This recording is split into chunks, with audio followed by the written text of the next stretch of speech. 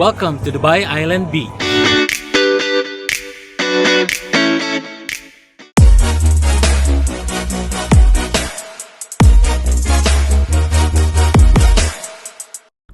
Hey everyone! Welcome to Volkswagen.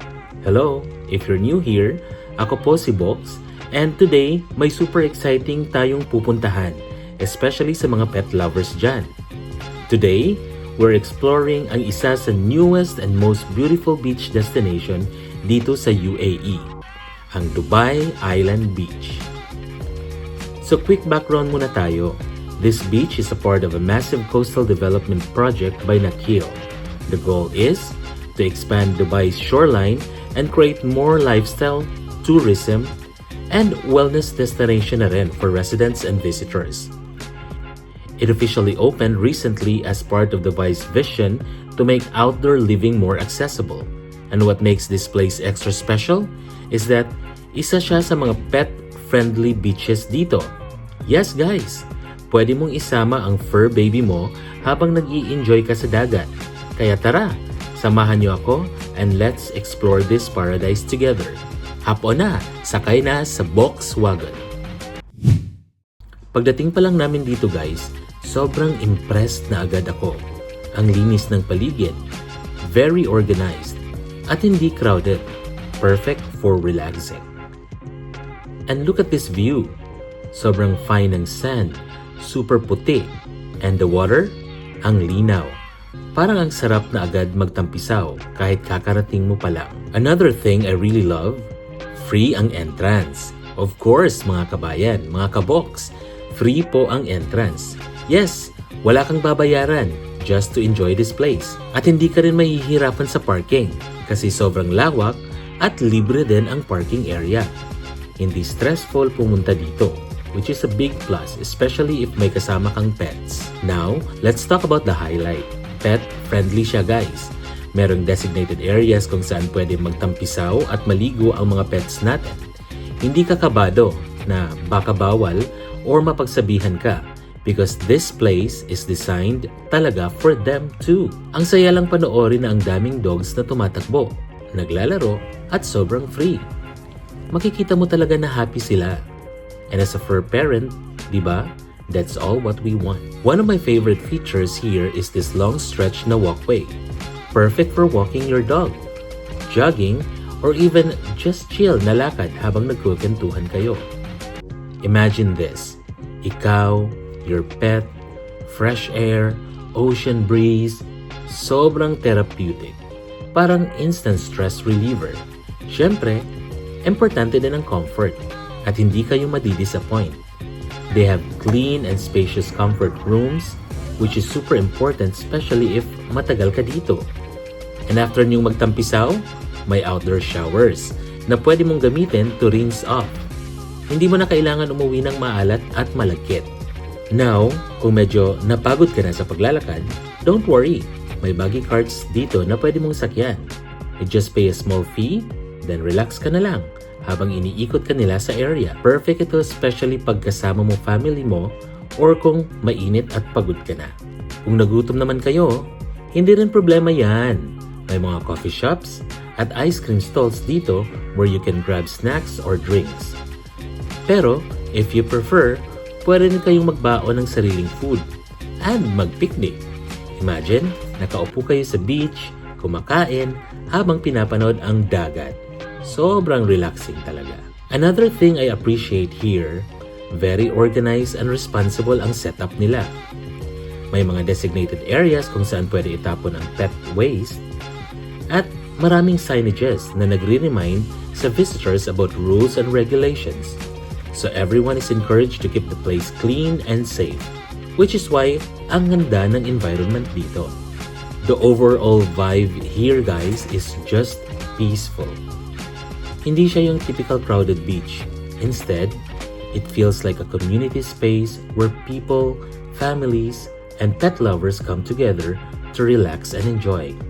Makikita mo ang mga tao naglalakad, nagpipiknik, naglalaro with their pets. Very wholesome environment. And of course, the best part, the sunset. Habang palubog ang araw, makikita mo ang sky nagiging orange, pink, at purple. Habang ang mga fur babies natin patuloy na naglalaro sa sand. May mga saranggola na lumilipad sa taas and sabay-sabay kayong nakatingin sa horizon. Honestly, this one of those moments na mapapaisip ka. Ang simple lang, pero sobrang saya. So if you're looking for a place na pwede mong puntahan with your family, friends, and of course your fur babies, I highly recommend ang Dubai Island Beach. It's free, it's beautiful, and it's definitely worth visiting. If you enjoyed this vlog, don't forget to like, share, and subscribe.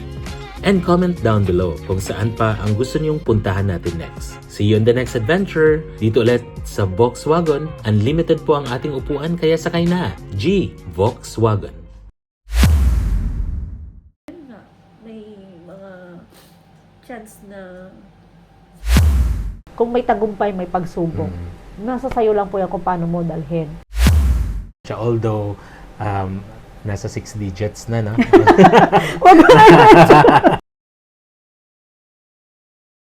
Welcome back mga Box! Welcome po sa part 2 ng ating vlog. As I mentioned before, yung vlog po natin will be a 2-part vlog. So, meron po tayong travel session kung saan lilibot po tayo sa UAE and then magre-review din tayo ng mga foods or anything po na nasa UAE. And meron din po tayong talk show. So, every week po, we will sit down with a person of different profession or different na estado sa buhay, nanay, tatay, or anyone. And we will just plainly talk about their life. Yung mga experiences nila, struggles, and mga wins nila or mga victories sa buhay. So, today po, I'm very honored to be joined by masasabi kong pinakamatibay na nanay na nakilala ko sa tanang buhay ko. She's a very close friend of mine. Alam na alam ko yung mga struggles niya. Alam na alam ko yung mga victories niya, yung mga paghihirap niya, and all. So, she's a single mother and she worked her way here in the UAE, start from the bottom of the ladder, and currently I can say po na nasa hindi pa naman rurok, pero she is already at the top of her game. So let's all welcome tonight. We have Mary Rose Camara. Thank you so much, ma'am, for joining me tonight. thank you, Bok, for inviting me here. Thank you po sa mga lahat ng nanonood dyan. Anyway, I'm Mary Rose Camara at naimbitahan niya po ako ni Bok sa kanyang talk show. So I'm very glad and I'm very happy, very proud to be here. Ako din, sobrang saya din ako. How should I call you? Rose? Mary Rose? It's little Rose. Rose, yeah. I'm so happy din po. Parang hindi kami magkakilala. Naging ano yan, Actually, Mary Rose is my secretary of NOPTI UAE. It's an organization of professional teachers. Very active po, walang sawa, despite sa sa hassles niya sa school, sa pag-aalaga ng anak niya. And then, nagbibigay pa din siya ng oras sa ating mga aspiring teachers, ano? Yes po. Kasi, syempre, dito kasi sa UAE, dati dito din ako nag-review, dito ako pumasa. Kasi, alam ko yung pakiramdam ng hindi pasado sa exam. Although na nagtuturo ka na dito. Kasi, napakalaking hawak mo yun na hindi naman corona, kundi yun yung pinakahawak mo na papel mo para magkaroon ka ng lakas ng loob. Although yung mga iba naman na teachers dito nakakapagturo na although hindi sila passer. Pero iba talaga yung pakiramdam ng pasado ka. So, I can make sure na pag pasado ka parang meron ka talagang trophy. Hawak. Yes. At saka, sasabihin mo sa sarili mo, hindi ka naman habang buhay na nandito lang sa bansang ito, babalik ka sa sarili mong bayan, na meron ka talagang papel. Na pumasa ka talaga. Saka, nag-aral ka ng ilang panahon and then hindi mo na-achieve. Hindi ko naman inaano yun. Pero kung may chance naman, why not? Kagaya ko po, sa Pilipinas, 2 times talaga, nag-try ako. Hindi ako pumasa, pero hindi ako nawalan hindi ako pinanghinaan ng loob. So, nung time na ako na ang pumasa dito, sinabi ko sa sarili ko, I will make sure I will return, parang pagbabalik ako ng kung ano man ng yung favor. Yes, ng favor na dahil sa tulong din ng iba, nakapasa ako, so why not na ibigay ko din naman yung best ko. True. So, Ma'am Rose, first question. Paano po kayo nag-decide? Or ano po yung deciding factor mo? Bakit po kayo nagpunta sa UAE? Actually, way back 2012, 2014, nag-try akong pumunta dito since maliit pa yung anak ko. Kasi, ano ba yun, parang dahil lang sa kapatid ko, dahil sabi niya sa akin before kasi sa Pilipinas, yun nga kagaya ng sabi ko, I'm not passer at napakahirap talagang pumasok na magturo sa sarili mong lugar, lalo at hindi ka passer. Wala kang lisensya. So, ang business naman ay hindi naman ganun kalakasan, lumalaki na yung anak ko. And then, ang naging trabaho ko kasi ay naging account officer ako sa isang lending company, which is napakadelikado dahil hawak mo pera. So, nagbumotor ako. And then, Truly, nagbumotor ka? Yes, nagbumotor ako sa mga malalayong lugar, liblib na lugar, para maningil. Dinig ko nga kaskasero ka daw. Kasi kailangan, kasi kung hindi abutan ako ng dilim sa daan. So, ganon. And then yung kapatid ko, may kapatid ako sa Japan, which is yung sumunod sa akin. Siyempre, siguro sobrang mahal ang ate. Sabi niya, ate, hindi namin gusto. Kasi maraming balita na yun nga, mga nadidisgrasya, naho-hold up, ganon. So sabi niya sa tapos akin, pera pa ang hawak mo. Pera kasi napakahirap. Kasi although na yung iba nagdi-deposit, meron kang hawak na cash. Na cash. Babae kasi ako, siyempre ang hirap. Hindi ka naman ano. So, sa madalit sabi, ayun, sabi nung kapatid ko, nag-usap sila nung kapatid ko dito sa Dubai, kasi kapatid ko sa Japan, siya yung gumastos. So, sabi niya, ito yung chance na tulungan ka para mabago yung pamumuhay kasi nga hindi naman ako nakakapagturo although graduate ako. So, ginrab ko opportunity. Yun yung first time na pumunta ako ng UAE. Pero never ka talagang nagturo sa Pilipinas? nagturo ako ng 1 year. 1 year lang ako nagturo talaga doon. And then, nung pagpunta ko rito, hindi kasi talaga ako nagturo. Cashier com sales ang naging trabaho ko. Ang first mong work? Yun ang naging work ko dito, 2012-2014. And then, umuwi ako ng Pilipinas. So, pagdating mo dito, hindi mo pa dala yung anak mo? Hindi ko pa siya dala dito. May mga... Pero nung nagtatrabaho ka nun sa lending company sa Pilipinas, magkasama na kayo? Single mom ka na nun? Or... No, hindi pa naman. Gusto mo bang ungkatin? Let it be na. Pag na. Okay, so paano nagbago ang pananaw mo sa buhay dahil sa pagiging single mother mo? Let's put it on the time na nandito na yung anak mo. Okay. So, continuation. So, 2012-2014, umuwi ako ng Pinas ng 2015 and then nag-stay ako doon. And then, 2019, bumalik ako dito. 18 kami lang. Papunta na ng 19. So, nung mga time na nandito na ako, ang pinaka-main na gusto kong mangyari is magkasama kami ng anak ko. So ngayon, nandun pa siya sa Pilipinas? Nasa Pilipinas siya kasi nag-aaral siya ng K-11. Tamaan K-11. So naiwan siya doon. So nag-aral pa siya. So nung pumunta na ako to, parang sa isip ko noon, parang hindi ko na kayang malayo sa anak ko. So araw-araw ko siyang kinakausap siya. Alam mo naman yung regular na pangungumusta, lalo't lalaki ang anak mo. Ganon. Kahit sasabihin niyang kumain na ako picture yung pagkain, lalo na nung nag-college siya. Pero nung nagka-college na kasi siya kumuha kasi siya ng architecture. So sabi ko, kailangan gawin ko yung lahat para matapos, makapag-graduate ako. Kasi hindi naman, not to brag, marunong kasi yung anak ko. Kasi sa totoo lang, kilala din siya sa school, sa Llanera, kung saan siya gumraduate, sa Nueva Ecija. Siya pa nga yung nag-speech ng graduation nila. So I'm very proud naman. So parang, sulit lang naman. So, nung ito na, tumating na yung time na COVID time. Yes, the COVID, the dreaded COVID.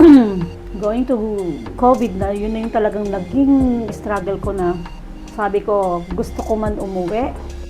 Doon na kasi yung time na marami akong naranasan na itong COVID time na to na, ay naku. Ayoko po umiyak. Pero Simula pa lang ito. Kasi po, COVID time, during COVID time, diyan ko po kasi naranasan na mawala yung nanay ko. So, my mother passed away during COVID time and we are here. 6 kaming magkakapatid dito sa UAE at yung isa kong kapatid nasa Dubai. Yung kapatid ko lang na nag-iisa sa Pilipinas, ang kasama, 8 kami exact. 8 kami magkapatid akong panganay. So, anim kayo nandito? Anim kaming nandito. Nung time na mawala yung mother ko, nasa hospital kasi sinabi ko sa sarili ko, hindi na ako iiyak. Kasi talagang, sabi nga nila, pag lagi mong iniiyakan ang nawala, hindi lalo siyang matatahimik. So, naniniwala ako doon. So, ayun, nung time na nawala si mother, parang through voting lang kami. Yung video call lang na talagang anim kami nasa phone na connected. Doon ko talaga naranasan yung mahirap masyado yung nangyaring globally na yan, na kahit gusto mong umuwi, kahit may pera ka, hindi kami nakauwi that time. Anim kami. Kasi lockdown ang biyahe. Kahit gusto mong umuwi, ayaw ko sana umiyak pero hindi pwede. Hindi mo kaya. Kasi kahit na gusto mong umiyak, may pera ka. Sa dami ng anak ng nanay ko, nung time na mawala siya, isa lang sa tabi niya. Pero we did our best, sa totoo lang. Lalo sa akin. So, let's put our viewers into the time na nandito na yung anak mo. Magkasama na kayo and all. So, ano ang pinakamahalagang aral na natutunan mo sa pagpapalaki ng anak mo na mag-isa? Hindi naman siguro aral. Siguro sa akin kasi parang palagi ko kasing sinasabi na yung anak ko ay regalo na galing sa Panginoon na dapat kong alagaan. Kasi siya yung ipinahiram lang. So yun yung laging top of mind na kailangan mong alagaan, kailangan mong pagbutihin na mapalaki siya, maibigay yung gusto niya. So lahat ng kaya kong gawin, kaya kong ibigay, tinatry ko talaga sukdulan ng aking kakayanan. Kasi actually po, 24 years old na po yung anak ko. Okay. So, nung pumunta dito si Iram, nasa cashier, nasa sales? Hindi na po. Actually, nung bumalik ako ng 2019 dito, na-hired ako as a teacher. Actually po, I'm a Bachelor of Secondary Education, major in Physical Education sa Pilipinas. I know. Kaya Nag-i-split po. Nag-i-split po. Actually, nag-gymnastic pa rin po ako. Nag-gymnastic pa rin po siya. Ay, ayun po naman ang... Okay, so since napag-uusapan na rin natin yung course mo ng college, Bachelor of Education and a major in Physical Education. So, kamusta naman ang typical na buhay mo dito as a teacher sa UAE? Actually po, ito para sa lahat ng viewers ni Box. Sa totoo lang po, in the beginning talaga, struggle po talaga. Starting ng mababang sahod, I know. Umiiyak talaga ako kasi syempre po nandyan si Ira, and then ang renta. No? Actually po, wala pa doon yung anak ko wala first. Pa wala pa. Umiyak ako kasi to the point na iba yung magturo ka sa bansang malayo saka sa bansang ito, sa bansa mo. Doon diretsong hapyaw lang ang English. Dito mo, diretsong English. Islang pa sila. So ayun yung mga, syempre kahit papaano tapos yung mga bata, different culture, different attitude, different behavior, pati po sa kasama. Kahit nga yung mga kakilala kong teachers din na nagtuturo sa mga Filipino schools, yung mga estudyante din English din. True po. Saka kasi hindi tinuturoan ng mga nanay nila True mag-Tagalog. po, kahit na Pilipino ang mga magulang, ang bata po pag kinausap ka English, dapat marunong ka kasi talagang hindi ko naman kaya yun po yung isa sa mga.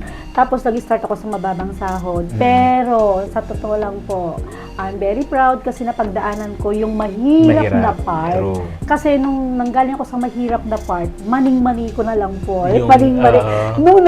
Nung lipat na ako sa second school, kasi third school ko na ngayon. First school ko po talaga, yun talaga yung training ground. Yung masabi, training ground ko talaga siya na lumangoy ako sa sarili ko. O yun. Tapos nung napapunta na ako sa second school ko, doon ako super nag-enjoy. Kasi namani mo na. Yes, kasi kayang-kaya ko na yung trabaho. Saka doon ko talaga siya, na-apply ko talaga kung ano talaga yung natapos ko. Talagang nagtatrabaho talaga. Kasi nung time na yon ang upper primary school, primary na kasi tinuturuan ko, kumbaga malalaking bata na siya. Kumbaga kaya ko na siyang kalaro. Samantalang kasi doon sa previous school ko, sa unang school ko, babies, grade 2. Doon sa second school ko na grade 6. Ngayon sa third school ko po, I'm very happy kasi po, dahil napunta ako sa school na to, I can say And then na, nasa I can say, 6 digits. wala pag-usapan doon. I can say po na thank you Lord for all po. Kasi kung hindi dahil doon, hindi ko naman kayang kunin yung anak ko dito. So, Ma'am Rose, alam natin yung, me personally kasi I've been here in the UAE for 16 years, no? Mga pag-usapan natin yung mga pagod mo, both physically and emotionally. Ano talaga yung nakaka-drain sa'yo on a daily basis?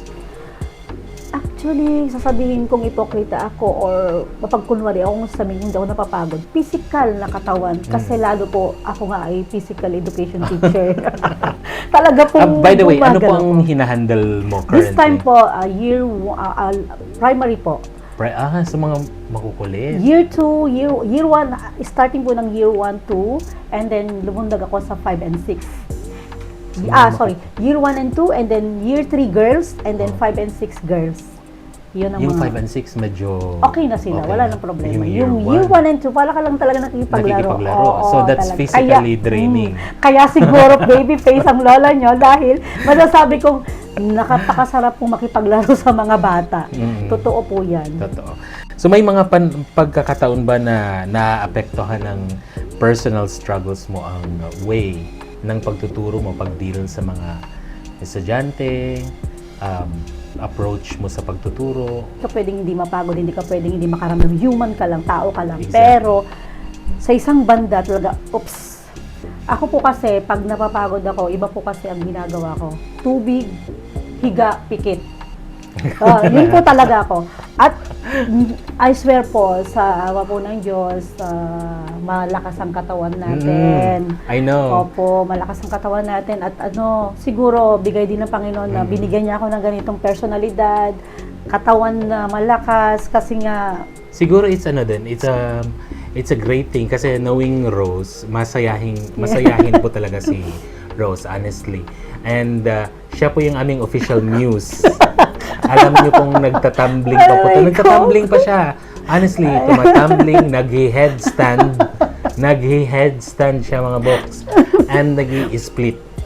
Okay, so punta naman tayo sa mga struggles mo sa buhay, personal life, and sa pagiging single mother. Let's start with this. Ano yung mga silent battles mo? Yung mga pinaglalaban mo na minsan aabot ka na sa puntong sumusuko ka na hindi alam ng karamihang tao. Ng karamihan na meron ka palang ganitong mga pinagdadaanan. Actually, siguro about money. Money. Lahat naman tayo alam natin na pag pera lang pinag-usapan, gumagalaw ang buong mundo. Diba? Kasi, syempre, wala ka nun, minsan humihinto. Kasi, panganay ako eh. Wala na kaming nanay. So, tapos, sa Pilipinas, may lola pa ako, may tatay pa ako. May mga kapatid ako dito, pero may mga kanya-kanya na kasi kaming pamilya. So, ang ko lang sa sarili ko, yung gusto ko talagang magbigay ng sapat. Alam mo yun, yung mas malaki pa sana ibibigay ko kung ano man na ambag ko. Kasi nag-aambag yung mga kaming magkakapatid. Pero gusto ko yung magbigay ng mas malaki para sa pamilya ko. Doon sa Pilipinas, kasi nga matanda ng lola ko, matanda na ang tatay ko. Yun yung talagang struggle ko. Na hindi ko pa talaga siya kayang gawin kasi may pinaprioritize ako. Sa totoo lang po, nagpapaaral kasi ako ng anak dito. Na mag-isa ako, may college ako. Wow. Hindi po biro yung gastos. Hindi po biro mag-college sa UAE. Hindi po biro. Kagustuhan ko lang po na magkasama kami ng anak ko dahil sabi ko nga po, ang mundo ko yung umiikot sa anak ko. Kaya pinipilit ko po talaga na maibigay din ng lahat ng pangangailangan niya. So siguro po, yun, meron akong pinaglalaanan. At the same time, yun nga, nag-aaral kasi ako na naman.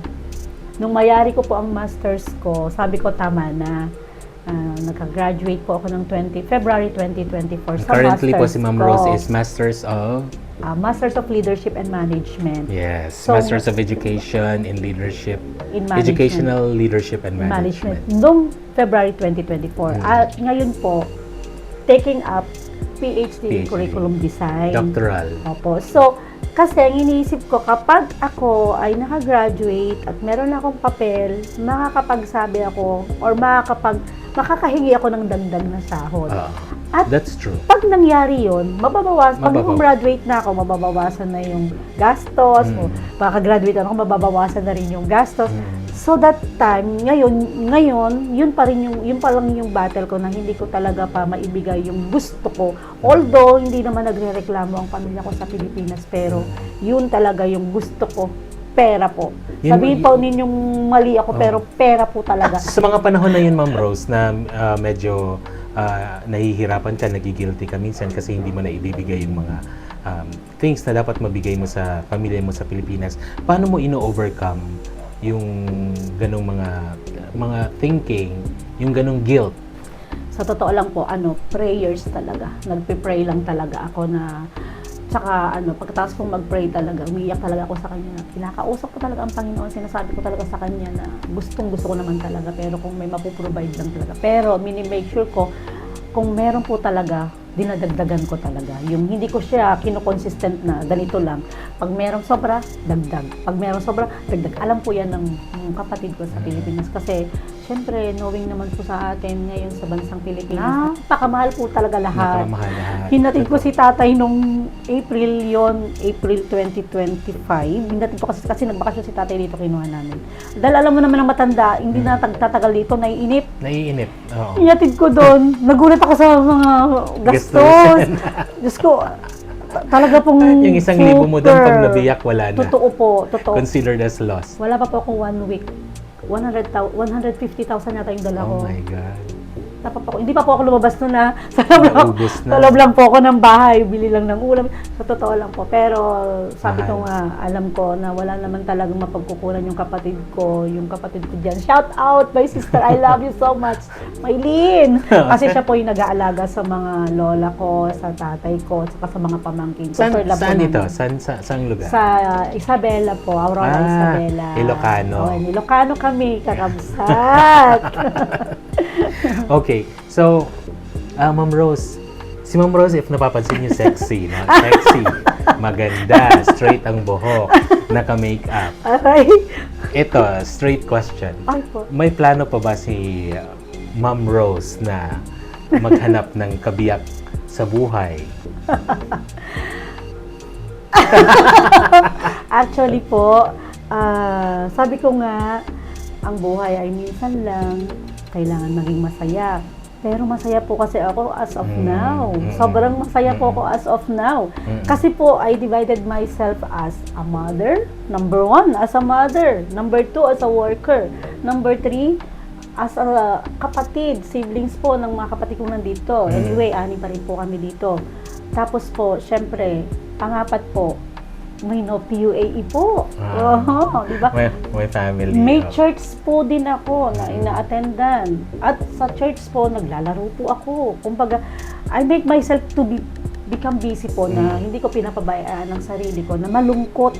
Super love po ng anak ko ang papa niya kahit na nasasaktan na ako. Totoo po kasi yan.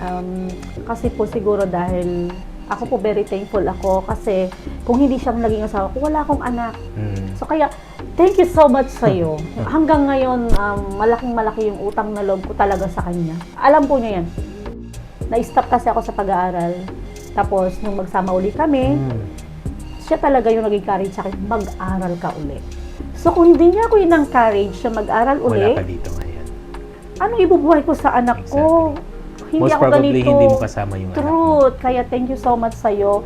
Siguro lang may pagsubok lang ang Panginoon kung ba't hindi na tayo ngayon magkasama. Pero, yung respeto ko, paggalang ko, ano ba yon, yung utang na loob ko sa'yo habang buhay ko yung tatanawin. At thank you so much talaga sa'yo. Sana lang lagi kang okay. Yun na lang yung ano ko kasi, di ba? Hindi mo hawak ang buhay ng isang tao. True. So, totoo lang, di ba? Pero, thank you so much talaga and take care always na lang kung nasaan ka man ngayon. Ano ang pinakamahirap na tanong na tinanong sa'yo ng anak mo? Actually, last December, nag-message yung papa niya sa kanya. Inaaya siya magbakasyon sa place ng papa niya. Mm. Actually po pala yung papa po ng anak walang asawa. Wala. Baka kasi may To be masaktan ako eh. Wala po siyang asawa, pero Oo, alam to ko be kasi clear walang po, asawa. wala. To be clear. Ngayon po, in-invite kasi ng papa niya yung anak ko. So, sabi ko, di pumunta ka. Ang sagot po ng anak ko, pupunta ako kung sasama ka. Yun po. Hindi po ako nakapagsalita kasi iniisip ko, okay naman sana, gusto ko rin sana kasi gusto ko silang magkita kasi matagal na rin silang hindi nagkikita. Gusto kasi po talaga ng anak ko na magkita sila.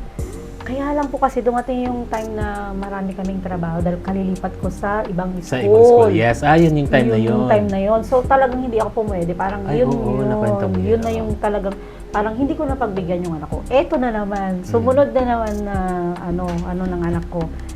Etong, bago mag-December, nag-usap sila ng papa niya, gustong pumunta rito. O, tinanong ako ng anak ko, Ma, okay lang ba na pumunta daw si papa dito? Hindi talaga ako sumagot. Hindi talaga ako sumagot kasi una sa lahat, hindi ako handa. Ewan ko, to the point na hindi ako sumagot. Tapos ang anak ko, kasi may grupo kami na family, group chat, nilagay niya sa grupo. Sumagot lahat yung mga kapatid ko. Oo naman. Kasi super love nila. Actually, super love ng mga pamilya ko, ang papa ng anak ko. Kami lang talaga ang hindi. Sila, mga friends pa sila sa Facebook. Ako lang ang hindi. So, kasi nga, maganda yung nagawa nung papa ng anak ko. Kahit sa anak ko, kaya ganun niya kamahal yun. Diyos ko, sobra yun. Talagang baby. So, tanong, natuloy ba? Hindi, dahil hindi ako sumagot. Hindi ako sumagot. Kasi ibig sabihin, Bakit? ayoko. Ayaw mo. Ayoko. Kasi, Ayaw mo dahil siguro hindi ka pa handa? hindi pa siguro ko handa. Una, hindi pa siguro ko handa. Pangalawa, gastos. Sabi ko sa anak ko, sabihin mo, ibigay na lang na pera mo. Kasi knowing na pupunta rito, of course, gagastos. Gagastos. Kakain, Tapos yung bahay bahay. namin, nakatira lang kami sa, alam mo naman, wala naman ako sariling bahay na, kasi nga may pinagagastos. Meron akong priority na pinagagastos. Si Ma'am Rose po, yun nga, na-mention niya kanina, kakatapos niya lang ng master's degree noong 2024, napakamahal po niya. Ngayon, triple sa mahal, nagdo-doctorate po siya, doctorate in education. Tapos, yung anak niya ay college. Nag-aaral po sa one of mahal din na mga paaralan dito sa UAE kasi wala naman talagang murang paaralan dito, lalo na college. Elementary nga dito, sobrang mahal na. Practical lang kaya. Ganun, so medyo practical lang siya. Although, nasa 6 digits na, no? Nasa 6 digits na. Oo, Enough yun. lang po na panggastos namin mag-ina, nako-cover, awa po ng Diyos. Let's start on the smallest victory na pinagdiwang mo as a single mom. Yun na yung the best na pinakamasayang nangyari sa buhay ko nung makapunta na rito yung anak ko. Sa totoo lang, sobra. Dalhin mo kami, Ma'am Rose, dun sa exact picture nung unang lumabas si Iram sa airport. Ay, Diyos ko, hindi. Alam mo, yung phone ko, talagang nanginginig na yung kamay ko na, basta, alam ko na, nakatutok na talaga na wala akong pakialam sa suot ko. Basta ang gusto ko lang, masalubong na yung anak ko. Lalo na nung time na sabi niya, Ma, okay na po ako sa immigration. Alam ko kasi na kaya niyang sumagot. Kasi wala siyang kasama. Matalino si Iram, alam ko. Okay na po ako sa immigration. Yun pa lang, talagang excited na ako. Talagang, yun na yung pinakamasayang moment na makakarating na rito yung anak ko. Nung time na yon, nandun pa ako sa mababang sahod, sa isang school. Hindi sa ganitong sahod. Sa pangalawang school? Sa pangalawang school. Alam ko hindi yun kalakihan. Kasi sabi ko naman sa kanya, kasi nung time na yan, magkakasama po kami ng mga kapatid ko. Super shout out sa kapatid kong nandito na... Pangalanan mo. My sister Maribel, Mrs. Maribel Ardo, I love you so much, my dear sister. Napaka-swerte ko pong naging kapatid ko siya. Sa bayaw ko! Until ngayon, hindi ko pa rin sila nami-meet.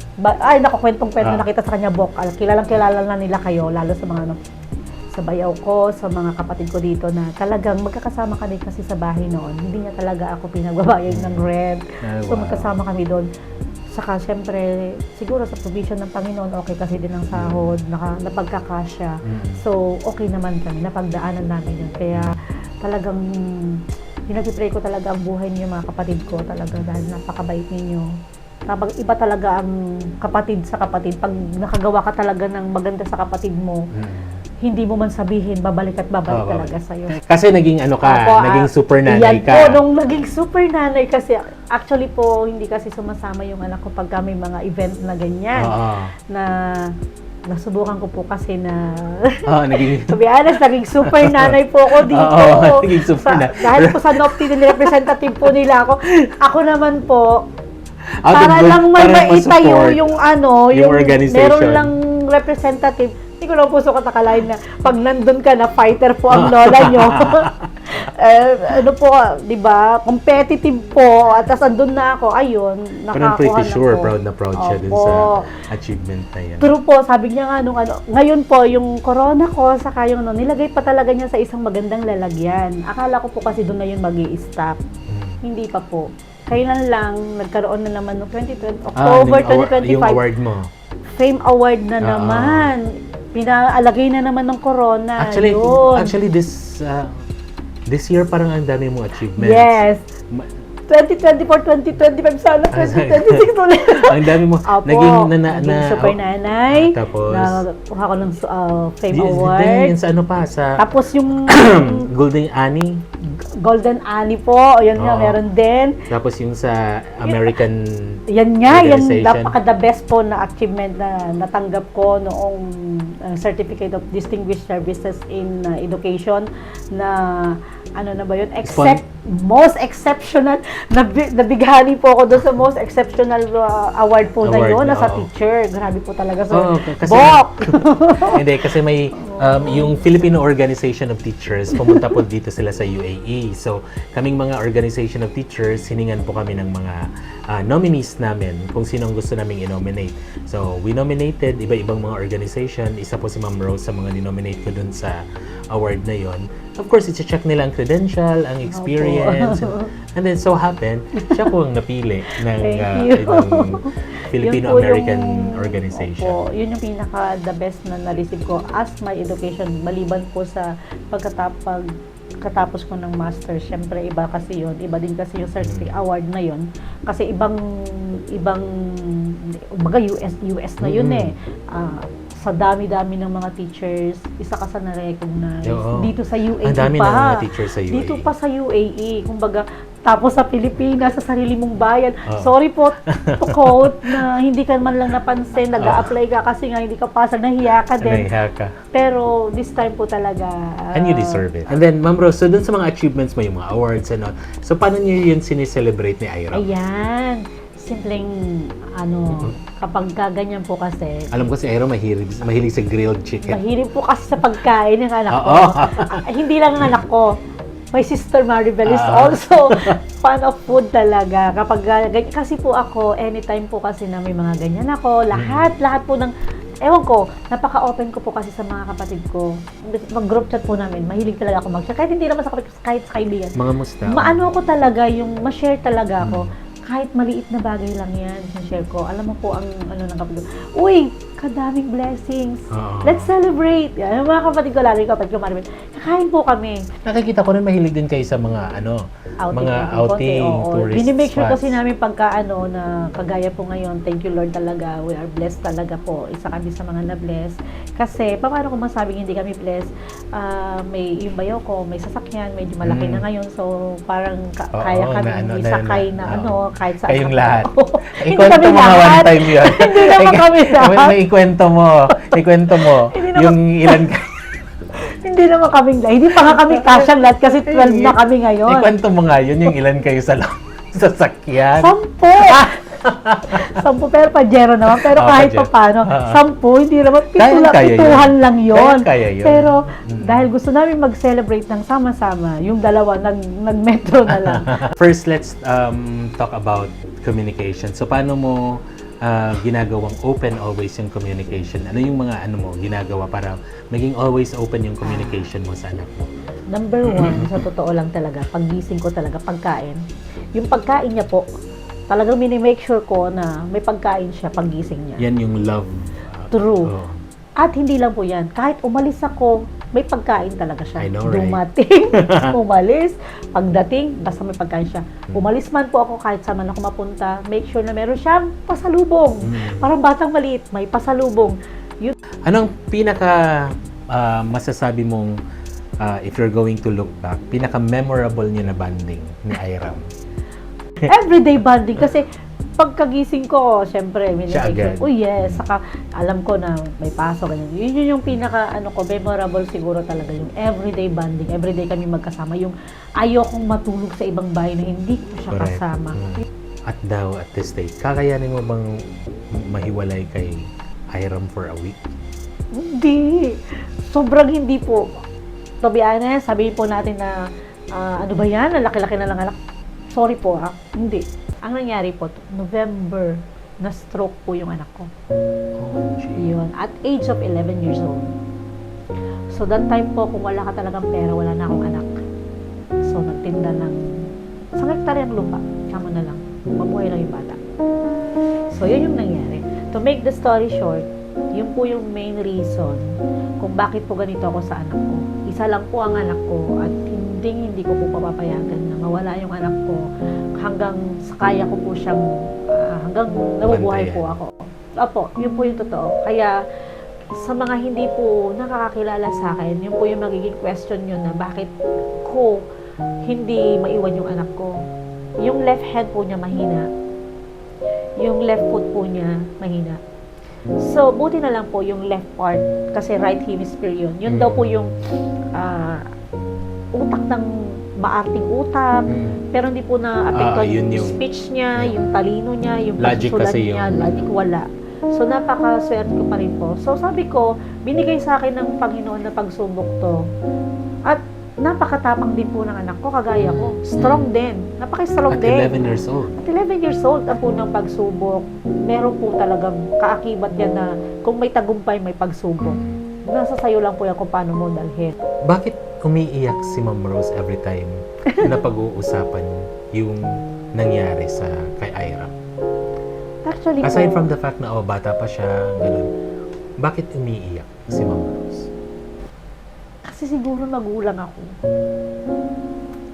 Kasi po, di ba, although na nakikita ko siyang normal, yun nga, may mga chance na siguro kung hindi siya naging Yung mga nangyari yun, kasi matangkad yung bata, baka naglalaro ng basketball, nagigitara kasi siya nung time noon. Baka nagigitara na siya sa church, baka kumakanta na. Kasi sa isang banda kahit na sabihin ko pang malakas kami, malakas siya, iba kasi yung magiging tingin ng tao. Kaya lagi ko sinasabihin yung anak ko, yung mga tao hindi nakakakilala sa'yo, hayaan mo lang. Oo naman mama, hindi ko naman sila kilala. Kasi po syempre, ang mga mata, mapanghusga. Correct. Doon lang ako na pero palagi ko na lang sinasabi sa anak ko na mas maswerte ka pa rin anak kasi ikaw, kumpleto ka pa, nag-aaral ka, walang ibang sa'yo, depekto, pero yung iba talaga wala ng kamay, wala ng paa. At kaya yun po yung pinaka number 1 na reason ko bakit malayo lang ako sa anak ko ng araw. Hindi araw oras. Iniisip ko na baka naman kailangan ako ng anak ko ganyan. Pero napakabait po talaga ng Panginoon kasi minimake sure din niya na mga time na magkalayo kami is okay siya. Ano yung usual na sinasabi mo kay Iram?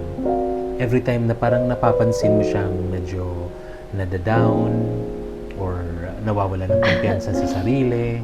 Actually, sir, hindi ko nakikitaan ng gano'n yung anak ko. Kaya siguro ganito din ako kasigasig magpaaral sa kanya. Basta lang, ang lagi ko lang sinasabi sa kanya, umiikot ang mundo ko sa'yo, anak. Kaya kapag ikaw ay nanghina, mas lalo akong manghihina. Actually po, yung anak ko, 24 years old na, collector po ng mga laruan.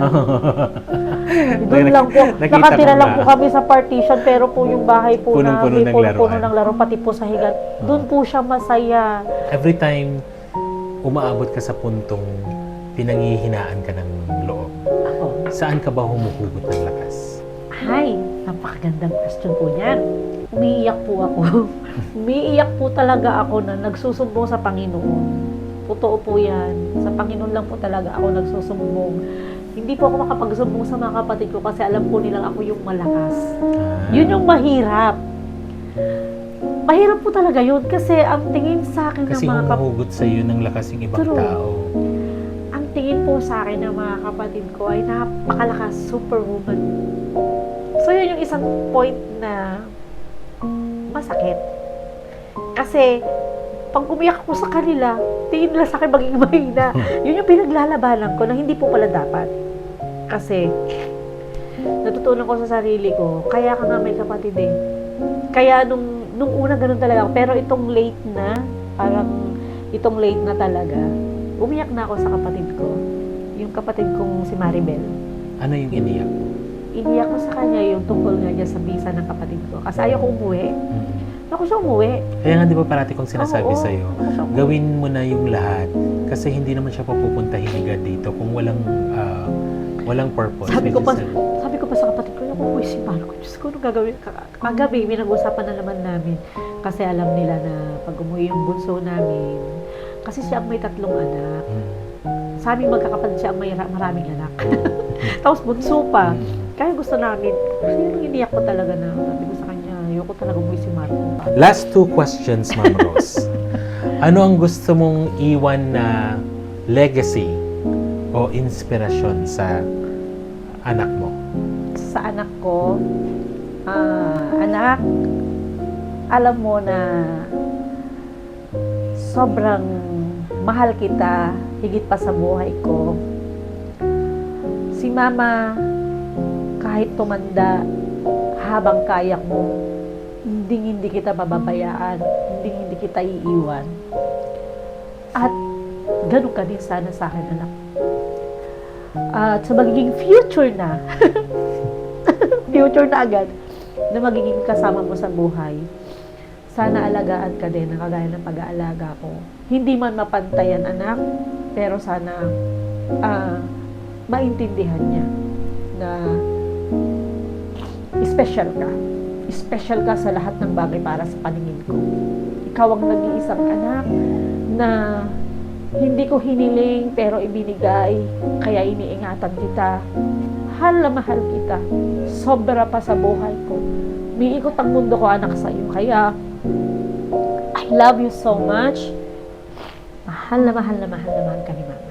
Love you. Anong advice na mabibigay mo, in general na lang po, para sa ating mga single mom, hindi lang dito sa UAE, kundi sa buong mundo? Actually po, siguro pag sinabi ng single mom, nung mga panahon, unang panahon, pag single mom, napakahirap.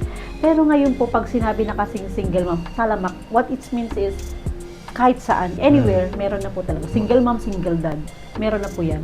Sa pagiging single mom, kailangan talaga matatag ka. Kailangan open-minded ka, open ang bukas ang puso mo, bukas ang isip mo, bukas ang mga mata mo sa lahat. Yung mangyayari, hindi pa mangyayari, dapat merong ready ka na. Kasi ang hirap, napakahirap kapag ang maging single mom ay isa lang ang, pag naging single mom ka na, nag-iisa ka lang, nabubuhay sa anak mo, tapos marami ka pang anak. Ako, maswerte, isa lang. Paano kung marami? Correct. Napakahirap. Saka, syempre po, ang pagiging single mom talaga kailangan malakas ka. Dapat din huwag mong pababayan ng sarili mo. Kagaya ko po, hindi ko naman sinasabi, sa totoo lang, kapag I'm 48 years old po, although may mga wrinkles na, Wala naman ako nakikita. kailangan po, alagaan mo yung sarili mo kasi pag nagkasakit ka, hindi mo maibibigay yung gusto mo sa anak mo. True. At saka, hindi ko naman sinasabi na yung mga ibang single mom ay may nakukuhang partner. Magkakaiba lang po tayo ng sitwasyon. Saludo din po ako sa inyo. Pinakasimple lang na masasabi ko talaga sa mga single parent. Maging matalino, matibay, malakas. Dapat mas malakas ka sa mga anak mo. Dapat mas matibay ka sa mga anak mo. Dapat mas malaki ang Panginoon mo kaysa sa problema mo. Yun po yung number 1. So, sa mga kapwa ako, single parent dyan, single mom, or single dad, mayroon po tayong pag-asa. Napakasarap naman ang usapan mo. There you go, mga box. As what Ma'am Rose said, napakasarap ng usapan. Napaka-meaningful. Ma'am Rose, thank you so much for Thank you po sa gracing my pag-invite. second episode. My first, actually ito yung second episode ko, pero ito yung first sit-down talk ko. So, officially, ikaw yung first official guest ko. Galing. So, maraming salamat po. Thank you po sa time. You're most welcome. So, mga box, ayun po. Ano po ang learning ko or takeaway ko sa talk na to? Single mom. Parati nating naririnig. Common connotation kapag single mom, isang nanay na may binubuhay na anak na mag-isa. 1, 2, 3, 4. Ganun po ang single mom. Pero, ang takeaway ko at pinakamalaking natutunan ko sa pagkukwentuhan namin ni Ma'am Rose is single mom, actually ang pinaka-importanting word is mom. Mom, nanay, mother, mama, mommy. Yun po ang essence of being a single mom. Hindi po yung mag-isa ka na tinaguyod mo yung mga anak mo. Mag-isa ka na humarap ka sa hamon ng buhay. Mag-isa ka na napagtagampayan mo ang mga pagsubok ng being a single mom. Pero ang true essence talaga is the word mom, nanay. Yun po ang always nating ilagay sa ating puso at sa ating isip. So, yun po, mga box, maraming salamat. And as what I've said, unlimited po ang upuan natin sa ating box wagon. So, G lang tayo, sakay na. And hanggang sa susunod na episode, paalam. Ma'am Rose, bye-bye. Bye-bye. Thank you. Thank you po.